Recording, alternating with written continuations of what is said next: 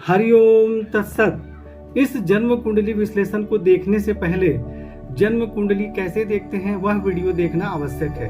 आपको जो कुंडली बनाकर भेजी गई है उसमें संपूर्ण फलादेश एवं उपाय विस्तार से आपको बताए गए हैं। यह आपको समझाने के लिए एक छोटा सा वीडियो बनाया जा रहा है। यह तुला लग्न की कुंडली है। सबसे पहले सूर्य के विषय में चर्चा करते हैं। सूर्य जो है इस कुंडली में आमदनी भाव के स्वामी है और यह लग्न में विराजमान है, नीच राशि में विराजमान है। परंतु लग्न से केंद्र में या चंद्रमा से केंद्र में कोई भी ग्रह विराजमान होते हैं तो उनका नीच भंग हो जाता है या नीच नहीं माने जाते हैं। और वैसे भी सूर्य 10 अंश से ऊपर अगर तुला राशि में होते हैं तो वह नीच नहीं माने जाते हैं। तो यहाँ सबसे पहले देखिए कि जो सूर्य हैं आमदनी भाव के स्वामी लग्न में बैठे हैं और यह नीच में नहीं है। तो सूर्य यहाँ विराजमान हो जाने के कारण स्वास्थ्य से संबंधित कुछ सामान्य परेशानी होगी, परंतु सम्मान और प्रतिष्ठा में वृद्धि होगी, जीवन में उन्नति होगी और आमदनी भी बहुत अच्छी होगी। परंतु यहाँ पे सूर्य जो है अंश बल में कमजोर है। देखिए 30 अंश के हैं, बिल्कुल कमजोर हैं।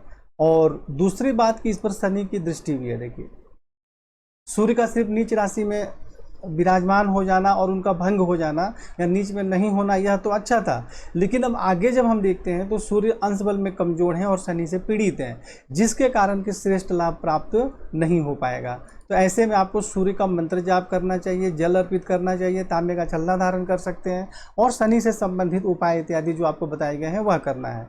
और सूर्य यहाँ से सप्तम भाव में देख रहे हैं तो पति एवं वैवाहिक जीवन का सुख भी प्राप्त होता है, दैनिक रोजगार में सफलता प्राप्त होती है, जो जीवन साथी होते हैं वह भी प्रभावशाली होते हैं। हालांकि कुछ मतभेद भी होता है क्योंकि सूर्य जो है वो एक अग्नि तत्व ग्रह है, परंतु उन्नति और सफलता भी प्राप्त होती है।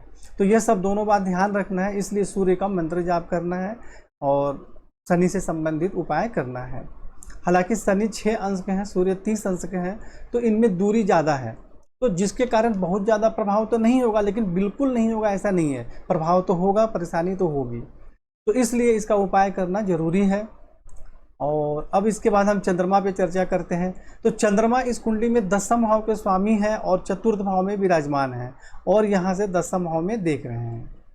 तो अब यहाँ माता भूमि भवन का श्रेष्ठ सुख प्राप्त होता है। हालांकि चंद्रमा चतुर्थ भाव के कारक हैं तो बहुत अच्छा फल यहाँ नहीं देते हैं, लेकिन यहाँ से 10वें भाव में देखेंगे तो पिता राज रोजगार के क्षेत्र में सुख सम्मान एवं सफलता प्राप्त होती है। देखिए चंद्रमा नीच स्व राशि में देख रहे हैं, अपने खुद के घर में देख रहे हैं, परंतु यहाँ भी देखिए चंद्रमा 5 अंश के हैं और इस पर राहु की दृष्टि भी है। देखिए तो जो यह श्रेष्ठ योग होना चाहिए, श्रेष्ठ फल प्राप्त होना चाहिए, वह नहीं मिल पाता है। तो आपको एक 7 कैरेट का साउथ सी का मोती सबसे पहले धारण करना चाहिए और राहु से संबंधित दान एवं उपाय करना चाहिए, जिससे आपका कि घरेलू सुख, घरेलू वातावरण भी सही होगा और आपके रोजगार में भी सफलता प्राप्त होगी।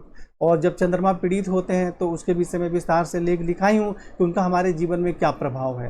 तो मानसिक परेशानी भी होती है, जीवन में उन्नति सही प्रकार से नहीं होती है, तो इसलिए आप मोती पहने और राहु से संबंधित दान एवं उपाय करें। आपको जॉब में, रोजगार में, घरेलू सुख में, इन सभी चीज़ों में बहुत अच्छा फल प्राप्त होगा। और चंद्रमा एक ऐसे ग्रह हैं को सूर्य को छोड़कर बाकी सभी ग्रहों के दोष को कंट्रोल करते हैं।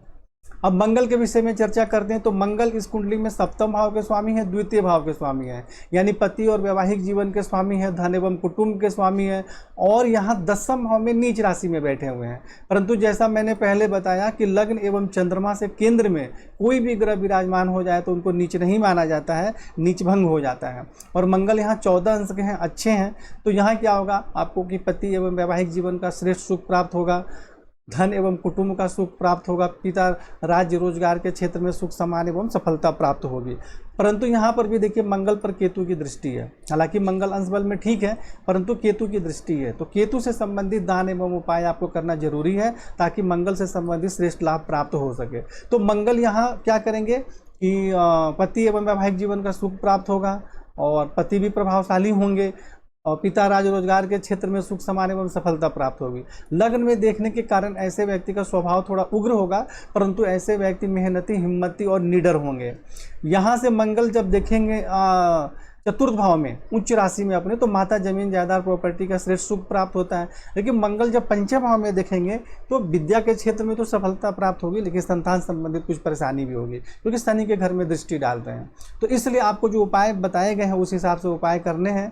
इसके बुध के विषय में चर्चा करते हैं। बुध इस कुंडली में भाग्य भाव के स्वामी है और खर्च के स्वामी है, और भाग्य भाव के स्वामी है, त्रिकोण के स्वामी है, तो कारक का प्रभाव ज़्यादा है।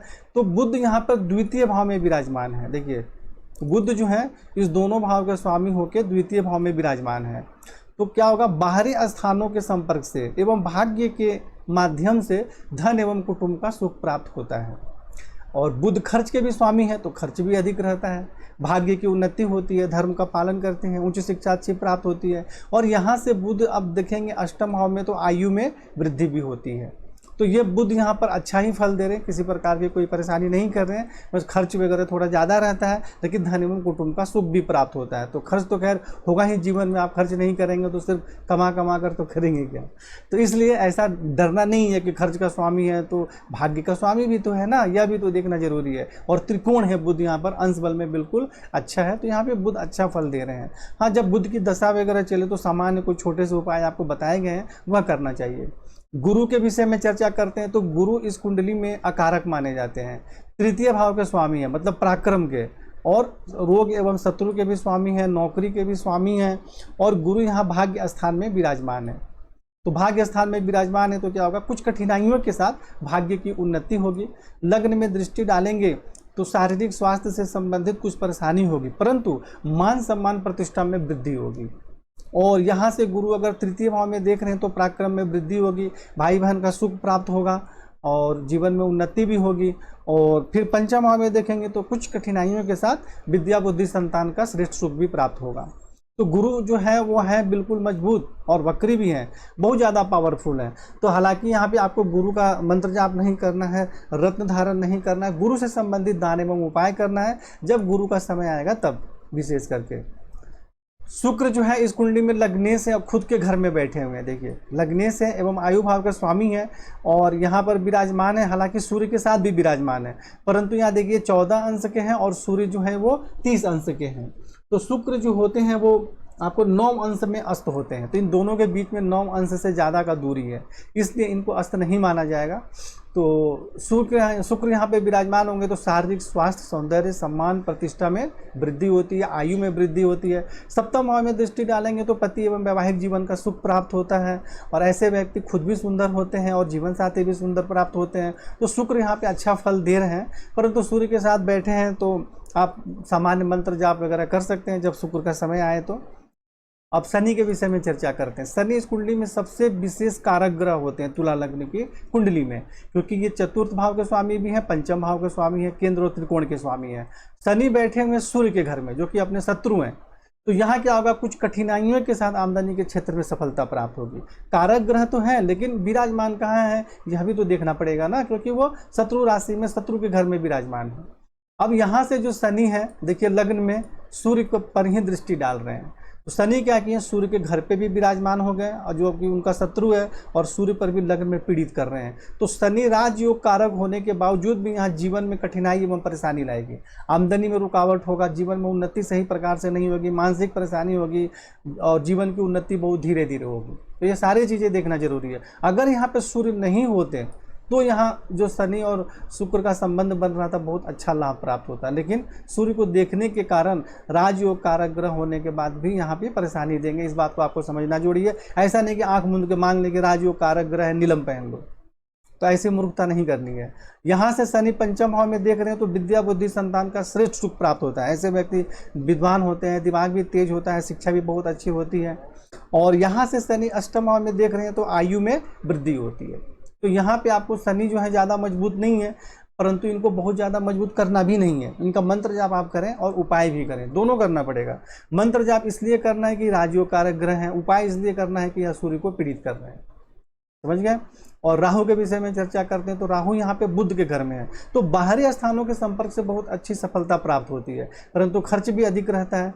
चंद्रमा को जब दृष्टि डालेंगे चतुर्थ भाव में तो माता जमीन जायदाद प्रॉपर्टी पिता राज रोजगार के क्षेत्र में कठिनाई एवं परेशानी होती है। षष्ठ भाव में दृष्टि डालेंगे तो शत्रु पक्ष पर प्रबल प्रभाव रहता है, परंतु पेट में किसी प्रकार की समस्या भी हो सकती है। शुक्र के घर में दृष्टि डालेंगे तो आयु में वृद्धि होगी, यहाँ कोई परेशानी शुक्र के घर में, और जो है और बुध के घर में राहु नहीं करते हैं। केतु यहाँ है तो वही शत्रु पक्ष पर प्रभाव रहेगा, परंतु पेट में किसी प्रकार की बीमारी इत्यादि होने की संभावना रहती है। मंगल पर दृष्टि डालेंगे तो क्या होगा, पिता, राज्य, रोजगार, पति, वैवाहिक जीवन, धन एवं कुटुंब, इन सभी के क्षेत्र में परेशानी होगी, क्योंकि मंगल इन दोनों के भी स्वामी हैं और दशम भाव में पीड़ित हो गए, तो पति, राज्य, रोजगार, धन, कुटुंब, इन सभी चीज़ों में परेशानी होगी, बस ये समझ लीजिए आप। और फलादेश तो आपको लिखा ही गया है पूरे विस्तार से सब, वहाँ पर आप समझाने के लिए आपको यहाँ पर मार्किंग करके दिखा रहा हूँ। तो केतु का दान उपाय करना कितना जरूरी आप खुद समझ सकती हैं। और यहाँ से केतु देखेंगे द्वादश भाव में तो खर्च अधिक रहता है, जिसके कारण परेशानी भी होती है। और यहाँ से केतु देखिए यहाँ पर द्वितीय भाव में देख रहे हैं तो धन एवं कुटुंब के सुख में बहुत ज़्यादा कठिनाई एवं परेशानी होती है। धन का संग्रह ठीक से नहीं हो पाता है और कुटुंब से मतभेद भी रहता है, उनसे कोई अच्छा सहयोग भी प्राप्त नहीं होता है। तो यहाँ आप देखिए कि केतु ने क्या किया, धन एवं कुटुंब के स्वामी पर भी यहाँ दृष्टि डाल रहे हैं और उसके घर पर भी दृष्टि डाल रहे हैं। तो यह धन एवं कुटुंब से संबंधित बहुत ज़्यादा परेशानी का योग है।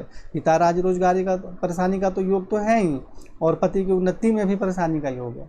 उसी प्रकार जैसे शनि क्या कर रहे हैं, शनि जो है वो आमदनी के स्वामी हैं, तो आमदनी के घर में भी बैठ गए और आमदनी के स्वामी को पीड़ित भी कर रहे हैं। तो इस प्रकार आप समझ गए कि परेशानी का क्या कारण है।